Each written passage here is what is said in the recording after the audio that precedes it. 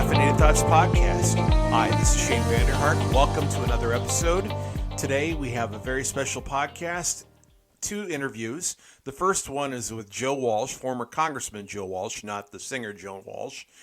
He is running for president against President Trump. Yes, it's a tall order, but he is asking Iowa's caucus goers, Republican caucus goers, to consider caucusing for him. This coming Monday, which is February 3rd, are the first in the nation Iowa caucus, and it's hard to believe it's already upon us. Then Monday morning, I spoke with David Dix. He is running for Iowa's Republican National Committeeman, and you might be thinking, what is that? Well, we talk about that. We talk about the Iowa Republican caucus process, and David talks about why it's important for people to get out and caucus. Even though we don't necessarily, yes, we do have a contested caucus with Joe Walsh and Donald Trump, as well as Bill Weld. But in the years past, when there's an incumbent president, generally it's not seen as competitive, so you don't have as many people participate. So he's saying you should get out and participate anyway, and he discusses why. He talks about why he should be Iowa's next Republican National Committeeman. So stay tuned for both those things. Before we get to both of those interviews, first a word from our sponsor, American Principles Project. At American Principles Project, we believe that human dignity should be at the heart of public policy. We work in all 50 states and in Washington, D.C. to promote life, religious freedom, local control over education, authentic economic progress for working Americans, and a return to constitutional principles such as federalism. Want to help American Principles Project? Visit our website today, AmericanPrinciplesProject.org. That's American Principles, PLES, project.org. Sign up for email updates. Help us out. We want to work with you. That's AmericanPrinciplesProject.org. Without further ado, here's my conversation with former Congressman Joe Walsh, Republican candidate for President of the United States. Congressman Walsh, welcome to the Caffeinated Thoughts Podcast. Hey, Shane, great to be with you, my friend. So one thing I ask every candidate, whether they're running for state house on up to president, and I've been able to talk to a lot of candidates being here in Iowa. As you know, we trip over presidential candidates here during caucus time. Why are you running for president? I think Donald Trump is unfit. I think he's what our founding fathers feared. I had hoped for a year and a half that a better Republican than me would step up and challenge him. We have a president who fundamentally cannot tell the truth, and he fundamentally cannot put the country's interest ahead of his own. No other Republican stepped up, so right before Labor Day, I did. Okay. All right. So I know some of my listeners are probably wondering, and just for full disclosure, I'm actually a registered independent, so I'm not going to be caucusing. First time I've never caucused in years. I used to be a Republican. But, most of my listeners, that's probably not the case. They're going to be caucusing as Republicans, and they're probably wanting to know, okay, who's this Joe guy, and is he more than just, I don't like Trump? Yeah, Shane, it's a great question, and it's a fair criticism of me because I'm running against Trump because I think he's a unique thing and he really is a danger to the country. I find that I'm always talking about Donald Trump. I disagree with him on plenty of issues, but I think, for instance, his tariffs are bad policy and they're hurting Iowa and farmers all over the country. But if I just had a problem with Trump's tariffs, I wouldn't be primarying him. I'm not primarying him because of any issues.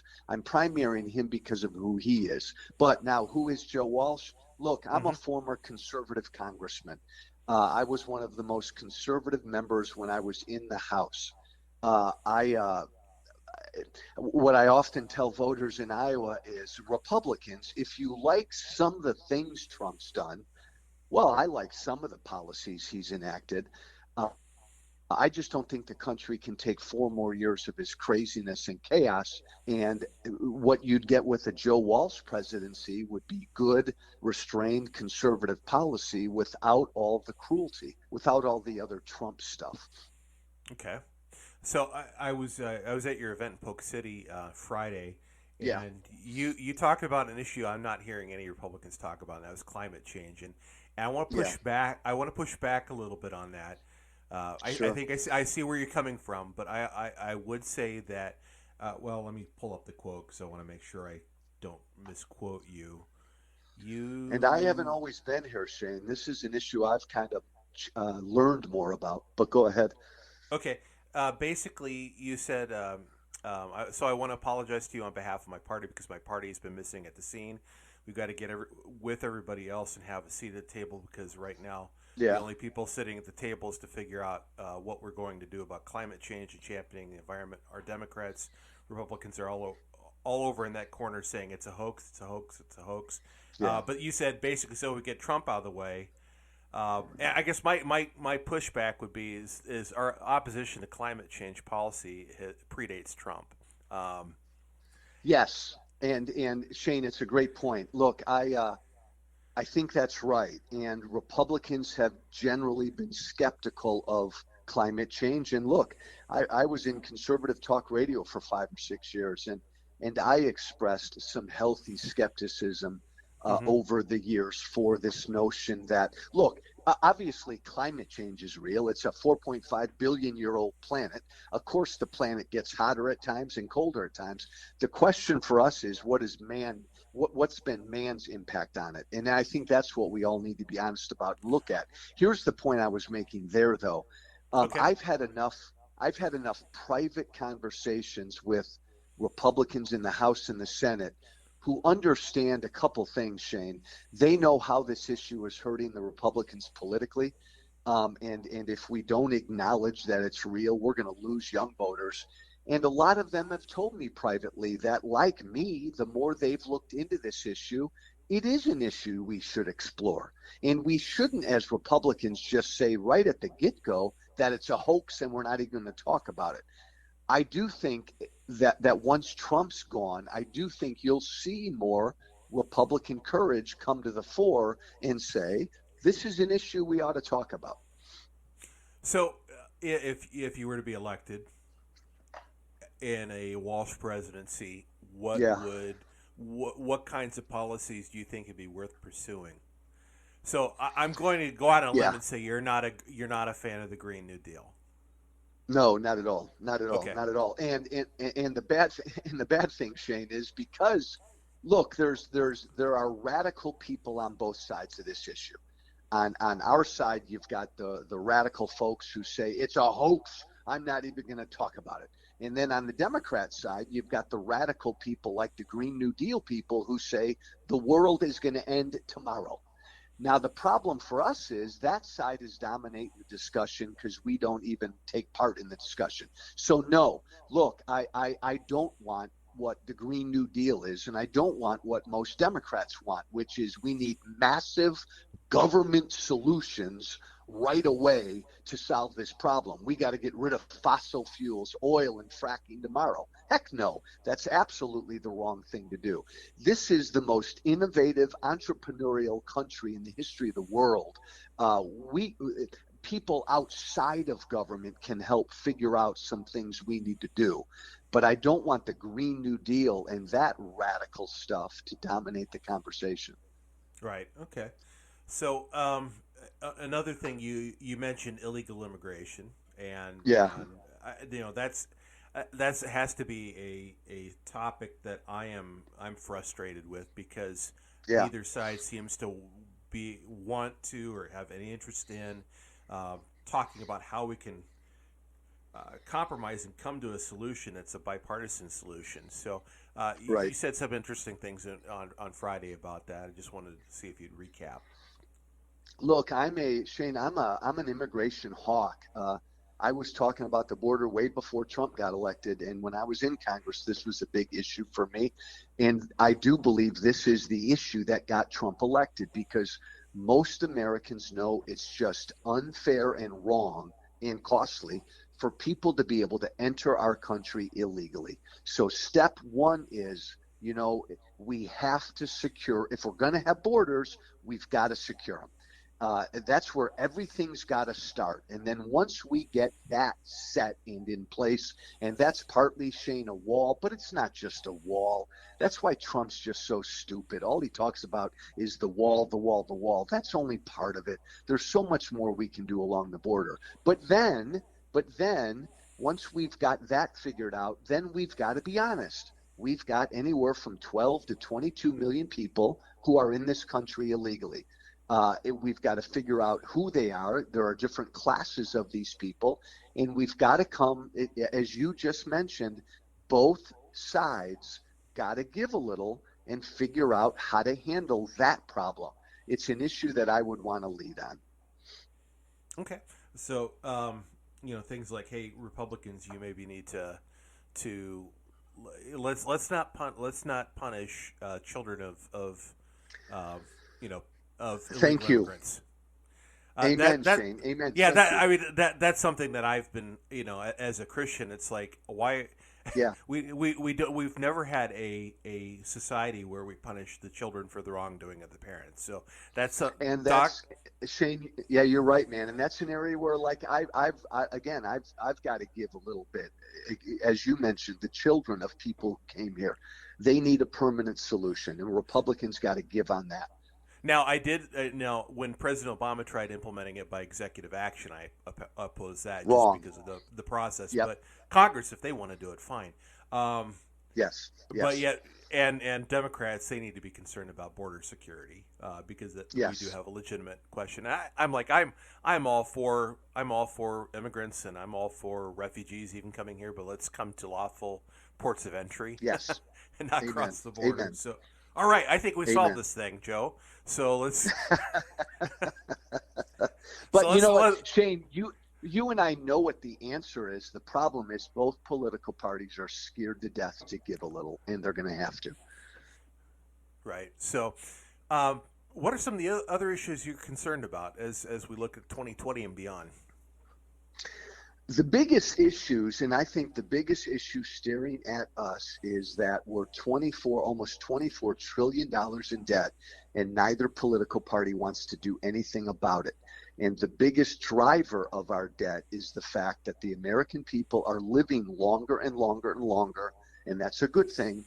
But the health care that is required to care for these Americans living longer and longer and longer is bankrupting this country.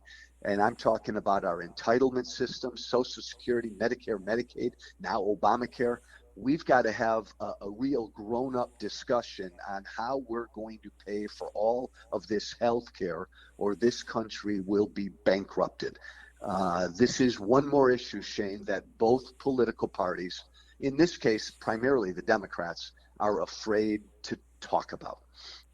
So what kind of policies would a Walsh administration pursue? I think we have to change the whole discussion of healthcare. The reason healthcare is expensive, Shane, is because we don't have a real market. The vast majority of Americans don't pay for most of their healthcare costs. Somebody else pays for it. The government, your insurance company. And as long as that's the case, costs just keep going up. Somehow, we've got to get to a place where the government is always there through Medicare and Medicaid to care for those people who cannot care for themselves. But the vast majority of Americans, Shane, need to pay for their own day-to-day health care costs.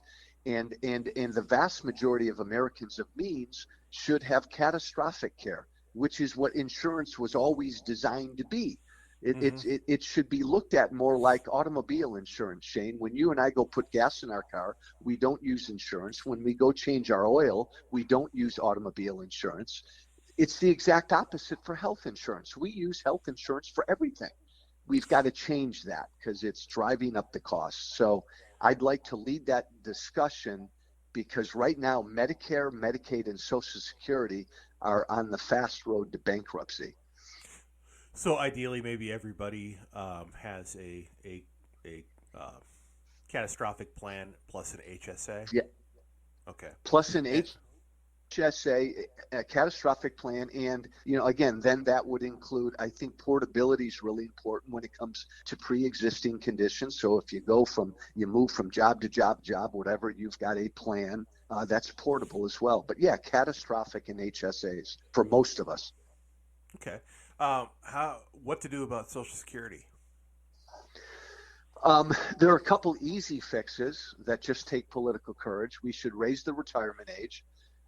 We should raise the taxes on high income retirees, and we need to provide some sort of an option for people who want to begin to, have a private option where they can save for their own retirement.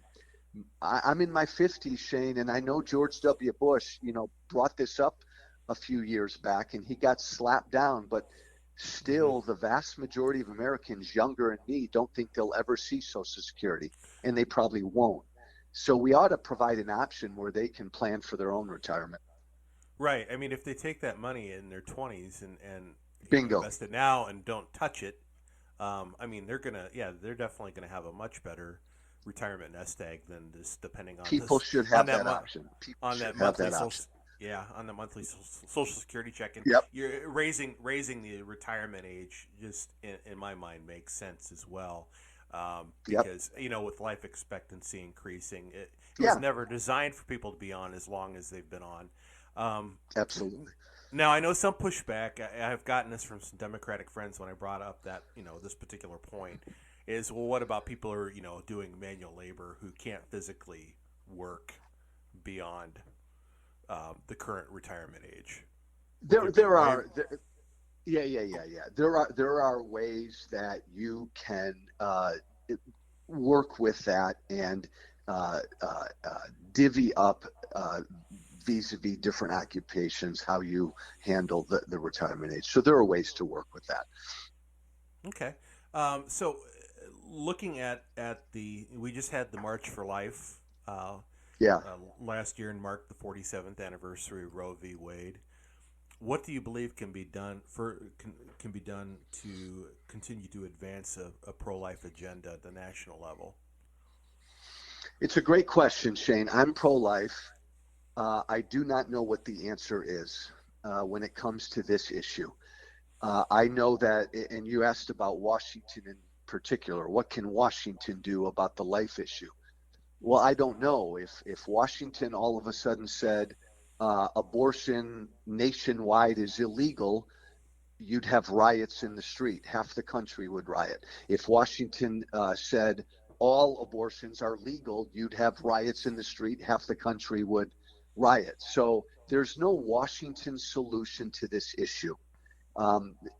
Which is why I think that the temporary compromise is to, and maybe this is the way our founders would have designed it, leave it up to the states, push this issue back to the states. And for those of us who are pro-life, I think that we continue with education, and because the polling on this issue, Shane, is good. More and more Americans are becoming pro-life, especially younger Americans. Yeah. And technology is changing this issue. Well, ultimately, if Roe v. Wade is struck down, that's what would happen, right? That's what would happen. Go back to the states. So, speaking of Roe v. Wade, and it made me think of Supreme Court and judges. Yeah. One of the primary things that conservatives and Republicans have appreciated about President Trump are the judges. What kind of a judicial temperament would you look for if you were president? Well, the same. And again, this is the beauty about Trump. Trump really doesn't care about anything. So he doesn't care about judges. So he farmed that out to Mitch McConnell and the Federalist Society. So they picked good judges. And they'd pick judges that I would pick. Strict constitutionalists, constructionalists, who would abide by the original intent of that's in our Constitution.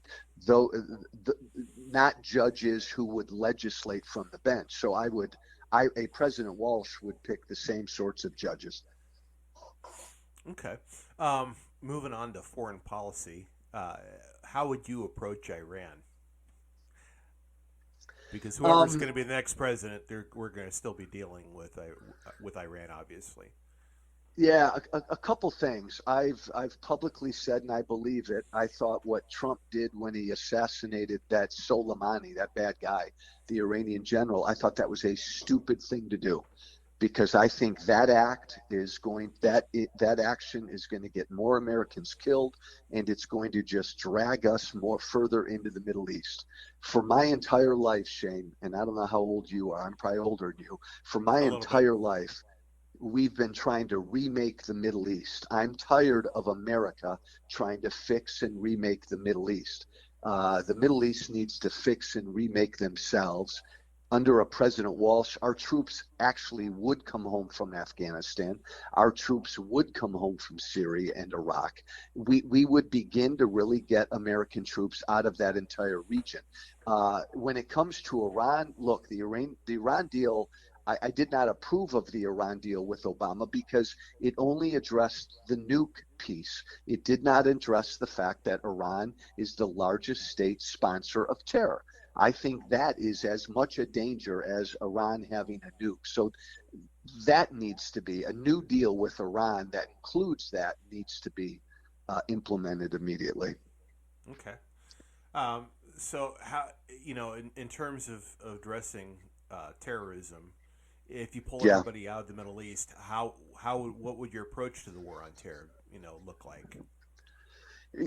I guess the approach to the war on terror would be my foreign policy in general, and it kind of goes like this, Shane. I think America should have the biggest, baddest, and I mean baddest in a good sense. We should have the biggest, baddest military in the world, and there shouldn't be another country that can come close to us militarily. And the rest of the world should know that we have the biggest, strongest military, but we don't use it unless we have to. I don't want to remake countries. I don't want to invade countries and try to turn them into democracies. When it comes to terrorism, and there are 200 some Islamic terror organizations all over the world, they all should know that the United States has the biggest, strongest military in the world, and we will punch them and obliterate them if they do anything to us. I just think one of the reasons, Shane, that Islamic terror is such an issue and these terror organizations are such a problem when it comes to going after us and our interests is because we've been in that part of the world trying to put our own stamp on that part of the world. And all you got to do, Shane, is look at this assassination of Soleimani. That's going to create thousands more Islamic terrorists who are going to want to kill Americans because we did that. I think if we got out of that part of the world and encouraged people to become, democracies and people who want to be free, but let the Islamic and Arab world figure out and chart their own path, I think you'd see less anger among those groups toward Americans. Okay. How would a Walsh presidency deal with Russia and Ukraine and basically working with NATO? How would you be different than Trump? And how would you be different than a potential Democratic presidential candidate? Yeah, it's a great question, Shane. Here's how I'd be different from Trump. I wouldn't bow down in front of dictators and tyrants. I wouldn't give big bear hugs to tyrants and dictators, and I wouldn't give the middle finger to our allies. I mean, think about what Donald Trump has done. He hugs the bad guys and he stiff arms the good guys, our allies.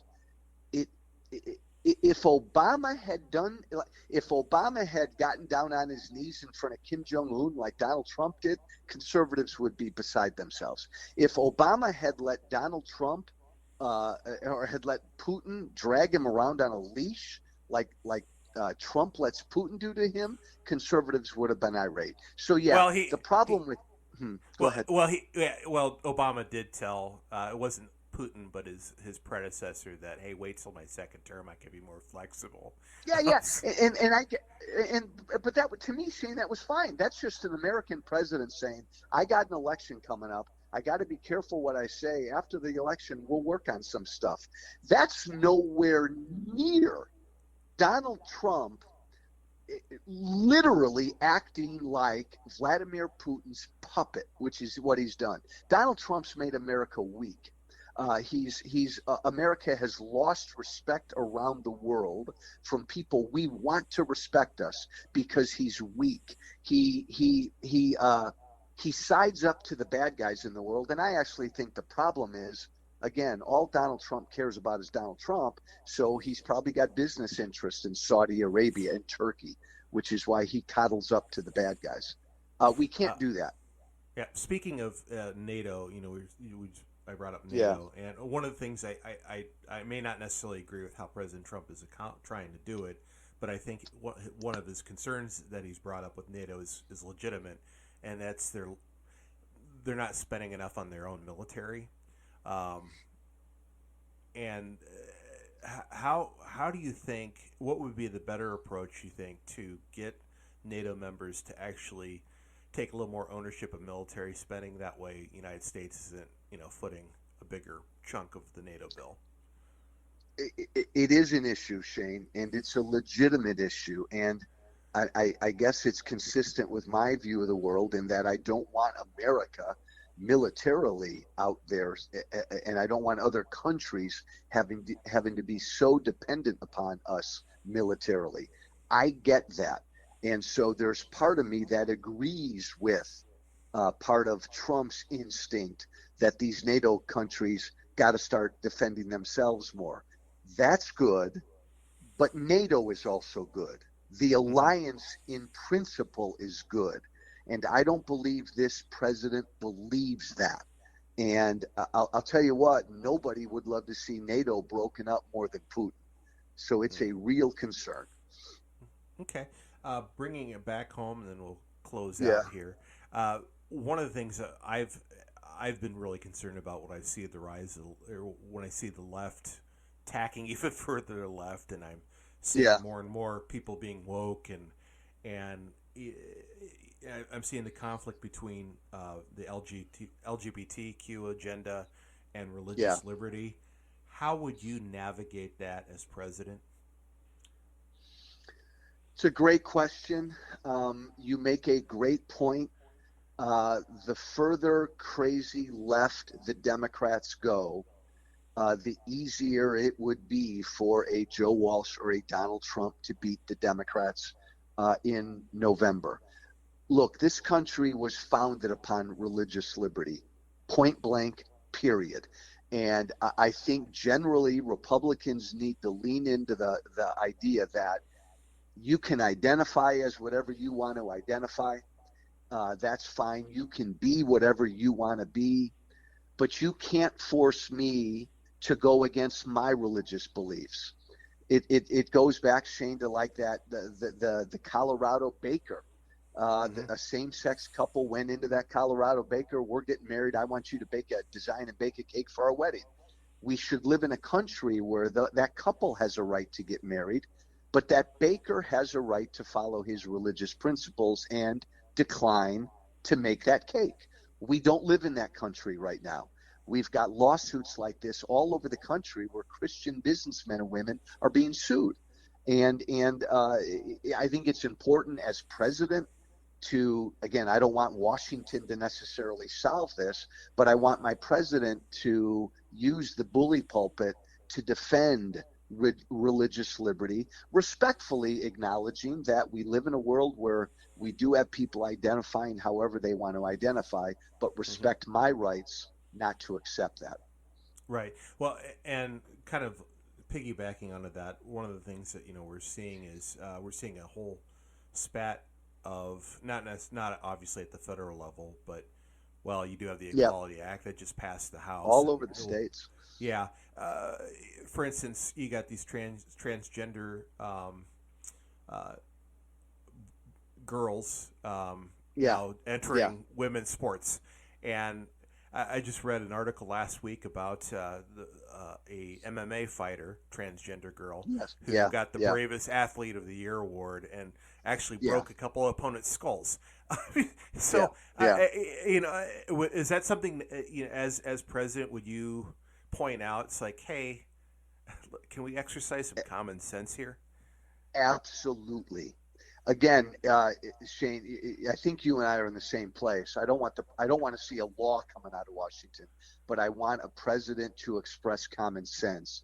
And right now, when it comes to the LGBTQ transgender movement, you've got a fringe aspect of that movement that is foisting their way of. It's like not only do they just want to be free to do their thing, they want to force us to accept it.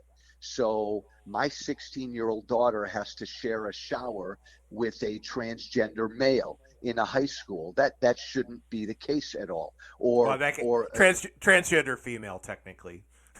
Technically, whatever. But you and I know the point. Again, Yeah. that transgender 16-year-old should have a right to privacy. But my 16-year-old female daughter should have a right to privacy as well. So Right. there's been like this radical overreaction, and now we got to fight back and implement some common sense. Okay. I promised your comms person only half hour, so my last question, then I'll let you give final word. Thanks. What's your favorite caffeinated drink? This is the Caffeinated Thoughts Podcast, after all. Look, my routine, Shane, is usually 2 to 3 cups of black coffee every morning, and then late afternoon I have a cappuccino, black coffee with some steamed milk, and that carries me through the evening. Hey man, thank you. This has been great. And for anybody listening to us, if you're looking for a good conservative option for the Iowa caucuses without all the bull crap and all the Trump craziness, you'd get it with Joe Walsh. Our website is joewalsh.org. All right. Well, hey, thank you so much for joining us, and best wishes, and it'll be interesting to see what happens caucus night. So take care. Thanks, Shane. Up next is my conversation with David Dix, who's running for Iowa's Republican National Committeeman. Dave Dix, welcome to the Caffeinated Thoughts Podcast. Thank you. Good to be here. Appreciate you having me on. Hey, good to have you on. So you want to challenge Steve Scheffler for Republican National Committeeman. Why do you want to run for this position? Yeah, there really are so many reasons. It's going to be difficult to really hone in on just a few, but I'm going to try to do that.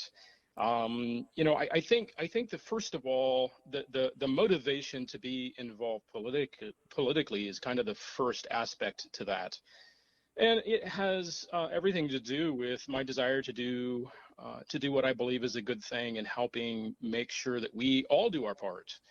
Myself being included in that, a sense of calling, a sense of knowing that as not only as an American, but as a man created in the image of God, and a desire to do His will and follow His path in my life, and to do good, and to be that kind of person who is ready to stand and willing to put together something that I can do to use my gifts. I think that's a big part of it, and that includes my family.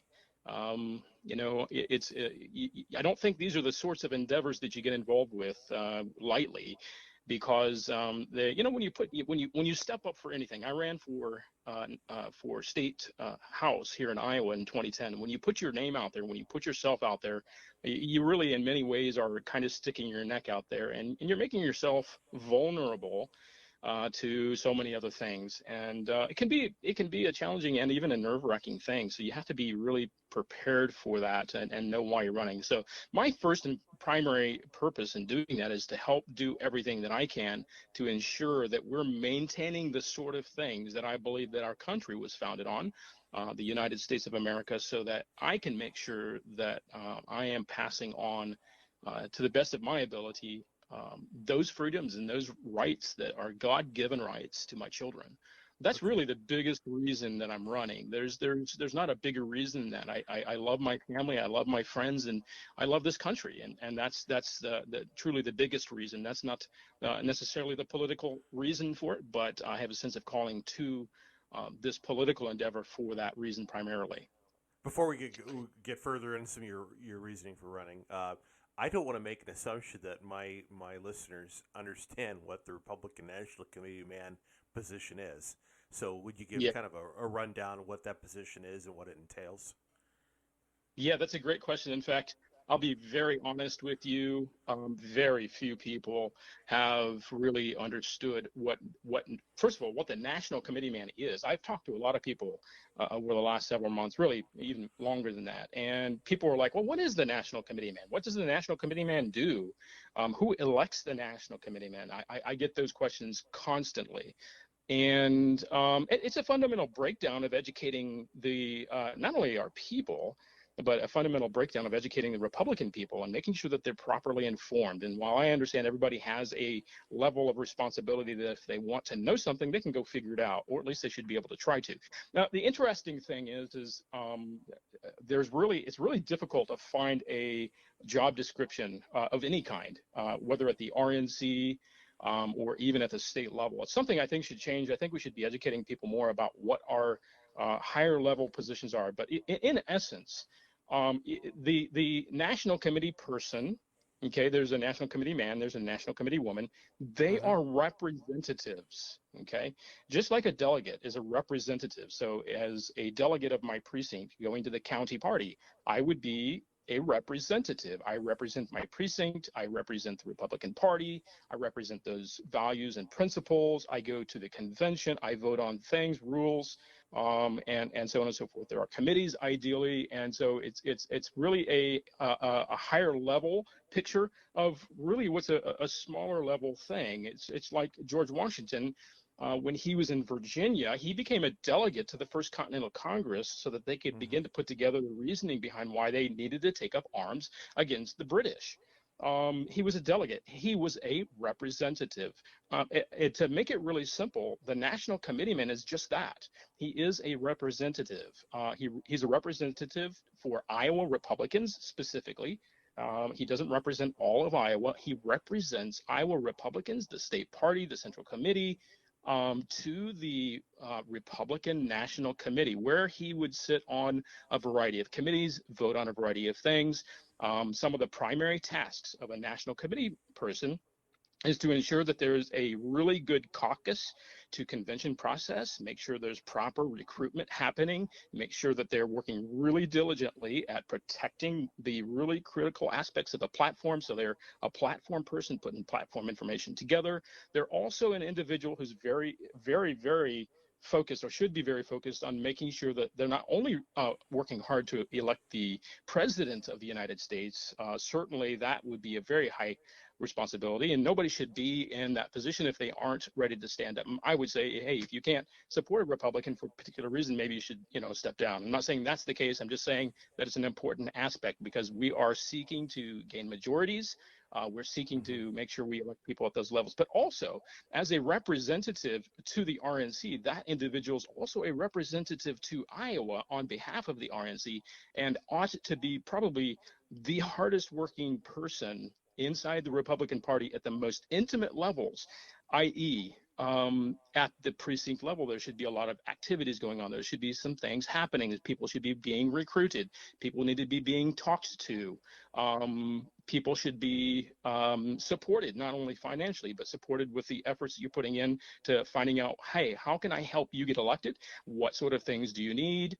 It's also another task, I believe, of the National Committee person to ensure that they're making constant contact with the county parties, not just showing up and saying, hey, here's the latest report, but what can I do to help you? And what do you need to make sure that you are the most successful you can possibly be in your county party? And that's really kind of the tip of the iceberg, but that's in essence what the National Committeeman should be doing and is responsible for. They also do sit on the State Central Committee board, so they're at part of those meetings, cooperating with the state party and making sure that they're doing what's necessary to ensure a successful process for the Republican Party. And that means not just getting up and start going at the last minute, and last minute being a year and a half out. Day one, here's the thing, day one, after we re-elect President Trump, day one, the next national committee person, and I believe that Iowa is in need of a next national committee man, that person ought to be working diligently to remember that, hey, you know what? This is the final term for our president.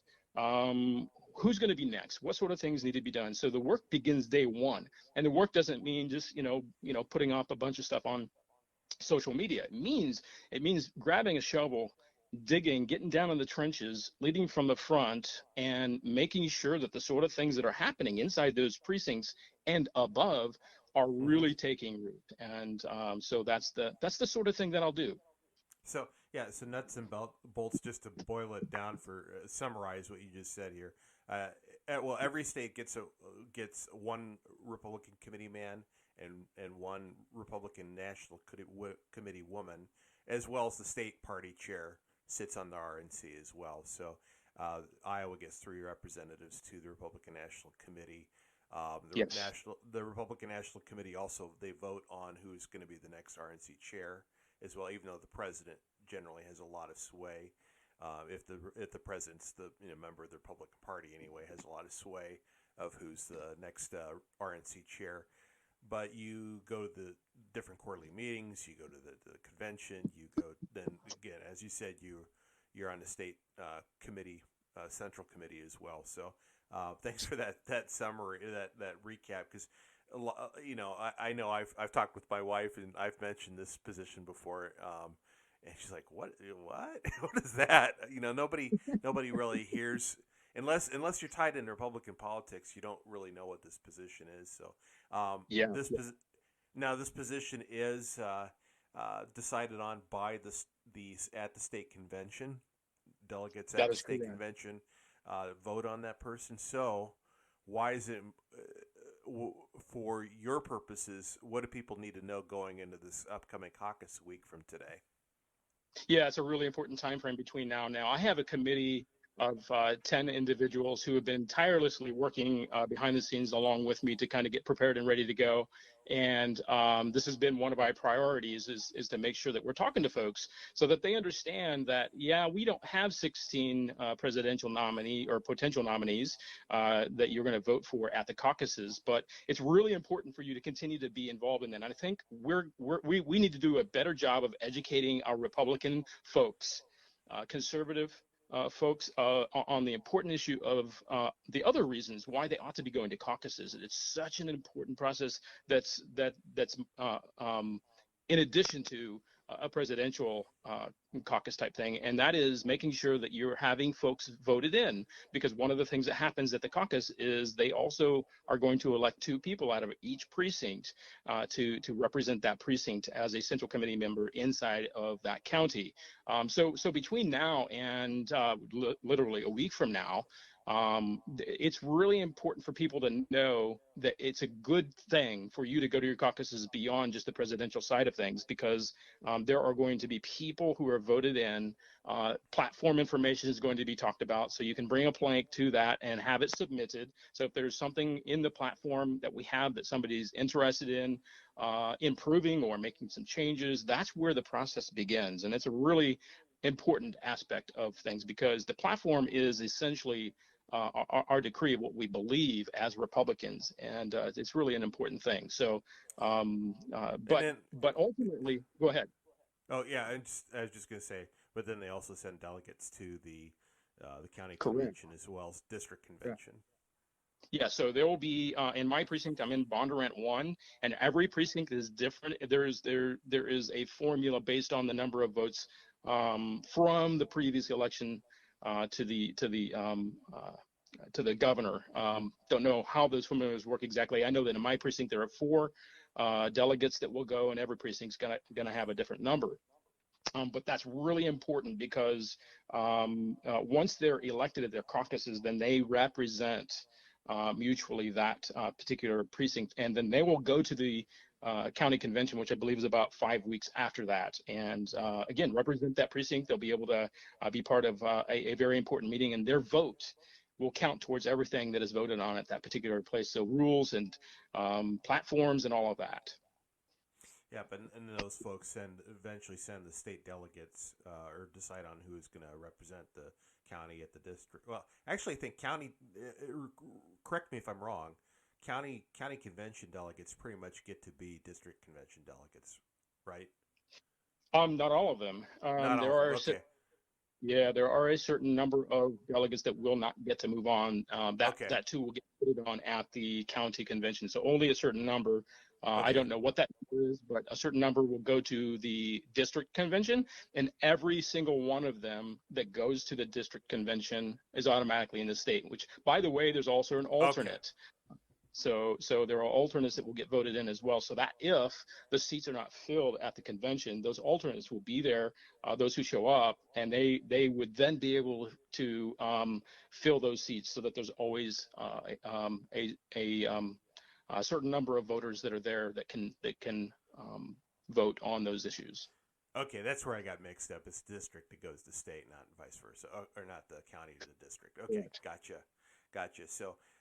Yeah, because one thing when I'm actually not a registered Republican now, and this will be the first year I don't go to caucus since moving back to Iowa. But one thing that always amazed me, and we always tried to encourage, with the people that supported, the candidate I was particularly backing during presidential election years, is like, don't just vote for president and then leave. Now, there obviously be less of a temptation to do that because.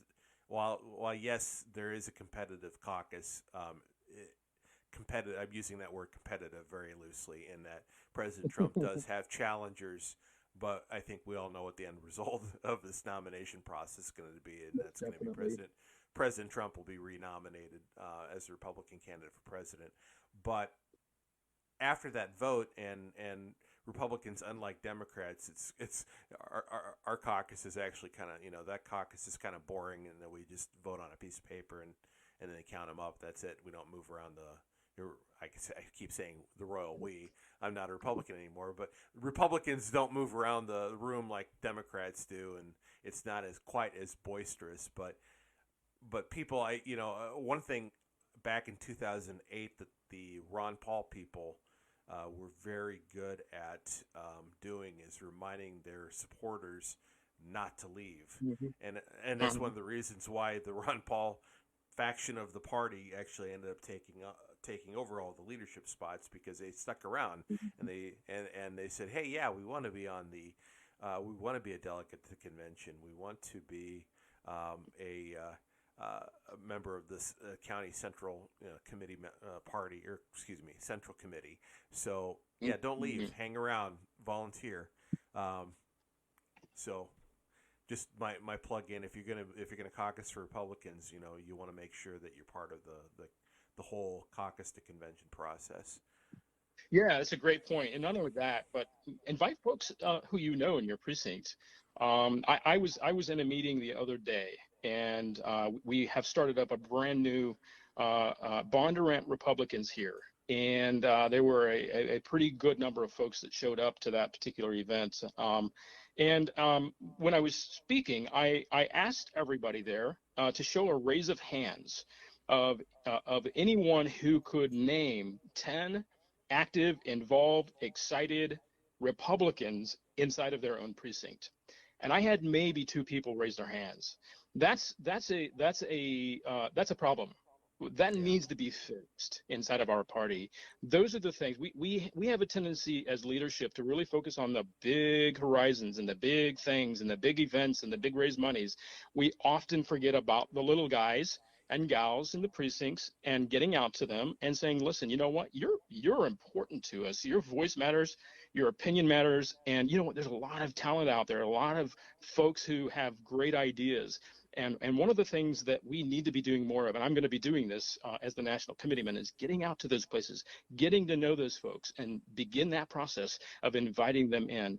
It's a problem when there's 540 some odd people in a precinct and only a couple of people who are registered Republicans are actually getting involved in the process. And I'm not just talking about the mobilization side of it, where we're getting numbers. Numbers is one thing, but I'm talking about making sure that we're keeping the most precious things guarded and safe for those who will follow us.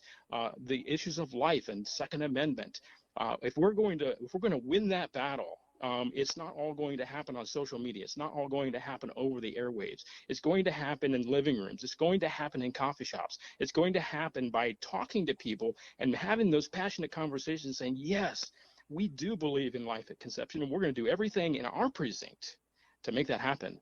Those are the important issues, and that's the sort of thing that needs to change inside of our party big time, and it needs to happen now, and we need to have a focus on that. And the reason we need to have another individual as the national committeeman is for that reason alone, because on day one, once we re-elect President Trump, those things have to be focused on. Unfortunately, those things have not been focused on for Iowa Republicans for the last 12 years. Shane, I'm going to make sure those things get focused on. Sounds good. So, tell our listeners a little bit about your background and what would make you a good candidate for this position. Yeah, so a little bit about my background to keep it short because I can make it long. I am currently 48 years, going on 49, been married for 25 years to my wife, Tina. I have 4 children. They're adult children, and I have 2 18-year-olds right now in the house, but they're both moving on respectively with their futures. And I have a son who lives in Kansas City. He is a paramedic for the Kansas City Fire Department down there. He is engaged to get married here actually this coming May, so we're excited about that. I have a son who's also a Marine. He is a Embassy Marine Guard, MSG, currently in a very important country far, far away from here. And so I have an incredible family, and I could probably spend the entire time just talking about how excited I am about them and just what God has done to just bless me as a man and as a family. I grew up in Des Moines, Iowa. I graduated in 1989 from East High School. I moved away and decided I wanted to pursue a track in the missionary arena. I went to Mexico, where I lived with a Mexican family. Didn't speak a bit of Spanish whatsoever, was an incredibly frustrated individual for a number of months, and was ready to give up. But through a very, very good friend, a pastor, youth pastor of mine, encouraged me, stick it out, don't give up. You'll get this language down. Eventually, just keep working at it. I stayed, and by God's grace, I learned, and I've become fluent in Spanish. So I'm capable of doing that. I then moved on from there to Moody Bible Institute in Chicago. I had 4 years of school there with a pastoral theology track, and was involved in a variety of ministries, involved in inner city ministries with gang ministries, which was an interesting thing. I served at the Cook County Jail as a minister to high offender inmates. Was involved in a variety of other endeavors while I was there. I am now a businessman. I was in the construction trades for approximately 12 years. Most of that time I was a business owner. My wife and I started another business 4 years ago, and my income surpassed my construction income, and so I stopped doing the construction to do a event fundraising business that she and I actually do together. And those are really the sort of things that help qualify me to do these sort of things. I have been politically involved. I ran for office in 2010 as a state representative. I ran in a very, very difficult area where about 70+% were registered Democrats. I ran as a Republican, of course. You guys were living in Des Moines at that point, weren't you? Yeah. So I'm sorry. I moved back to Des Moines. Thanks for pointing that out. I did move back to Des Moines in the year 2000. Ended up getting a job back here. Left Chicago. I'd been there for 10 years. And so reestablished our roots. Been here ever since. Been in Vander Hart for 15 years now, actually. So. Okay. So as far as experience with political engagement, you've been a member of the county party? That is correct. Yes. So I've been engaged really since, again, 2010. I have been a Central Committee member now for about 4 years. I served on I was elected as the Polk County Secretary. And so I served for 2 years as the Secretary for Polk County. I decided not to run for another term so that I could alleviate myself and continue to be involved. And that's what I've done. I've been involved on a variety of fronts, helping the current administration at Polk County, and especially with regard to the caucus process. Okay. Well, hey, thank you so much for your time, David. I appreciate it. And is there anything else you'd like to add before I let you go?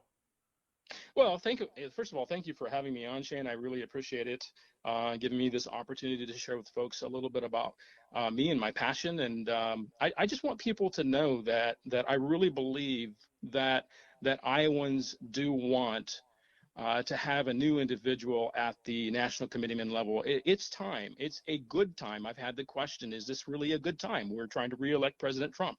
And the reality is this: there's not a better time. There really, really, truly is not a better time. I'm going to do everything I possibly can to make sure that we reelect. I'm already doing that. In fact, I'm probably doing more at the grassroots level than my opponent to make that happen. I truly am. I'm working with the state. I'm working with the Trump organization. I'm working locally. I'm working obviously on my campaign, so I'm working with other folks. I'm working directly with a number of folks who are running for legislator as well. So I'm very busy at the places where it matters most.